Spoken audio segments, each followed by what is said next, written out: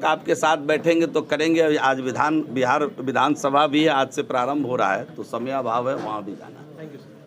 अभी तक कोई सूचना नहीं है, लेकिन यूक्रेन में जितने लोग फंसे हुए हैं, देश के यशस्वी प्रधानमंत्री उनकी चिंता कर रहे हैं और सभी को भारतीय दूतावास बुला लिया गया है और बगल में उनके रहने की सुरक्षित व्यवस्था कर दी गई है। हम समझते हैं कि भारत के नागरिक यूक्रेन में सुरक्षित है और उसकी पूरी जिम्मेदारी के साथ उनको वहाँ सुरक्षित रखा गया है। जो ही वातावरण बनेगा हम उनको एयरलिफ्ट करके यहाँ लाएंगे। उनकी मदद ससमय करने का नहीं बन पाई व्यवस्था, कहीं ना कहीं अन्य माध्यमों से उनको मदद किया गया। विभागीय स्तर पर हम किस प्रकार उनकी मदद करें, इसके लिए एक डेटा संधारित होना ज़रूरी था और इस समय हम समझते हैं कि माननीय प्रधानमंत्री जी के नेतृत्व में यह कार्य पूरे देश में चल रहा है और बिहार के अंदर माननीय मुख्यमंत्री जी के नेतृत्व में हम लोग 2,75,00,000 का रजिस्ट्रेशन अभी तक कर लिए हैं और बिहार देश में दूसरे नंबर पर। बड़ी संख्या के बिहार हमने अभी प्लान किया है और विभाग बहुत ही अच्छी प्लानिंग लेकर के आ रही है समुद्र पार योजना के तहत, और देश के बाहर जो भी लोग काम करेंगे उनके लिए एक विस्तृत कार्य योजना तैयार है। उनकी पूरी सुरक्षा, उनकी पूरी व्यवस्था बिहार के माध्यम से, बिहार सरकार के माध्यम से हो, इस प्रकार की व्यवस्था हम लोग कर रहे हैं। और जिलों में भी उनको कहीं भेजना है, उसके पहले उनको उस देश का कानून व्यवस्था, बाकी चीज़ों की ट्रेनिंग का भी प्रावधान हम लोगों ने किया है और ट्रेनिंग देने के उपरांत ही उनको हम विदेश में भेजेंगे और ट्रैकिंग भी करेंगे। एक मुकम्मल व्यवस्था उनके लिए रखेंगे।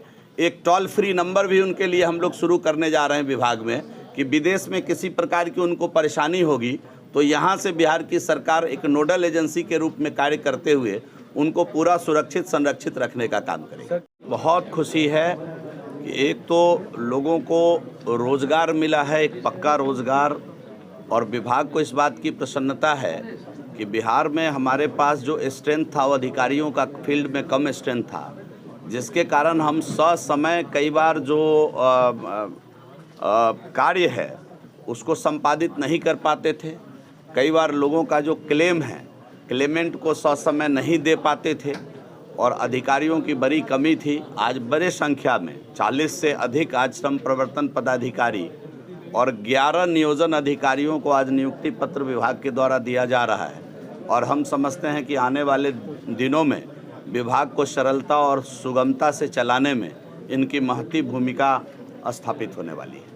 सर, आप लोग जो रोजगार लेने वाले यानी कर लीजिए बेरोजगारों को या फिर श्रमिकों को रजिस्ट्रेशन करते हैं सर ऑनलाइन, क्या कुछ आगे? देखिए, एक ई श्रम पोर्टल पर जो रजिस्ट्रेशन का कार्य चल रहा है उसमें बिहार का टारगेट 3,49,00,000 का है।